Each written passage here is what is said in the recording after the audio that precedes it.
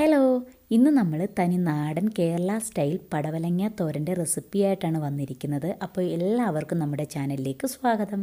തോരൻ റെഡിയാക്കാനായിട്ട് first തന്നെ നമുക്ക് പടവലങ്ങയുടെ പുറത്തെ തൊലിയൊക്കെ ഒന്ന് ചിരണ്ടി കളഞ്ഞിട്ട് അത് കട്ട് ചെയ്ത് അതിനകത്ത് കുരുവൊക്കെ കളഞ്ഞതിന് ശേഷം നന്നായിട്ട് വാഷ് ചെയ്തിട്ട് ഇതുപോലെ ചെറിയ ചെറിയ പീസായിട്ട് നമുക്ക് കട്ട് ചെയ്തെടുക്കാം. ഇനി നമുക്ക് സ്റ്റൗ ഓൺ ചെയ്തിട്ട് അതിലേക്കൊരു പാൻ വെച്ച് കൊടുത്തിട്ട് അത് ചൂടായതിന് ശേഷം അതിലേക്ക് ആവശ്യത്തിനുള്ള ഓയിൽ ഒഴിച്ചു കൊടുത്ത് എന്നിട്ട് നമുക്ക് കടുക് പൊട്ടിക്കാം. പിന്നെ നമ്മളിതിലേക്ക് ചേർത്ത് കൊടുക്കുന്നത് ചെറുതായിട്ട് അരിഞ്ഞ സവാളയാണ്. ഒരു മീഡിയം സൈസ് സവാള ചെറുതായിട്ട് അരിഞ്ഞതാണ് നമ്മളിതിലേക്ക് ചേർത്ത് കൊടുക്കുന്നത്. എന്നിട്ട് നമുക്കിതെല്ലാം കൂടി നല്ല രീതിയിലൊന്ന് മിക്സ് ചെയ്ത് കൊടുക്കാം. പിന്നെ നമ്മളിതിലേക്ക് ചെറുതായിട്ട് അരിഞ്ഞ പച്ചമുളക് ചേർത്ത് കൊടുക്കുന്നുണ്ട്. ഈ ടൈമിൽ നിങ്ങൾക്ക് കറിവേപ്പില കൂടെ ചേർത്ത് കൊടുക്കാവുന്നതാണ്. നമുക്കിവിടെ അവൈലബിൾ അല്ല, അതുകൊണ്ട് നമ്മൾ ചേർത്ത് കൊടുക്കുന്നില്ല. പിന്നെ നമ്മളിതിലേക്ക് ആവശ്യത്തിനുള്ള ഉപ്പും കൂടെ ചേർത്ത് നന്നായിട്ടൊന്ന് മിക്സ് ചെയ്ത് ഇത് അത്യാവശ്യം നന്നായിട്ടൊന്ന് വാടി വരുമ്പോഴത്തേക്ക് നമ്മൾ നേരത്തെ അരിഞ്ഞു വെച്ചിട്ടുള്ള പടവലങ്ങ ചേർത്ത് കൊടുക്കാം. എന്നിട്ട് നമുക്കിതെല്ലാം കൂടി നന്നായിട്ട് മിക്സ് ചെയ്തെടുക്കാം.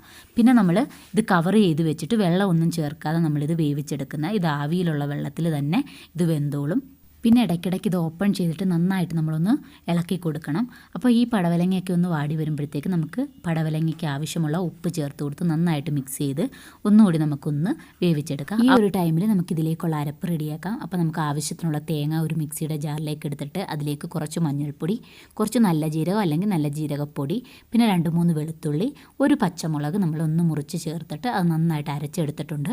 അപ്പോഴത്തേക്കും നമ്മുടെ പടവലങ്ങയൊക്കെ നന്നായിട്ട് വെന്തിട്ടുണ്ട്. ഇനി നമുക്ക് ഈ അരപ്പ് ഇതിലേക്ക് ചേർത്ത് കൊടുത്ത് ഇതെല്ലാം കൂടി നല്ല രീതിയിലൊന്ന് മിക്സ് ചെയ്തെടുക്കാം.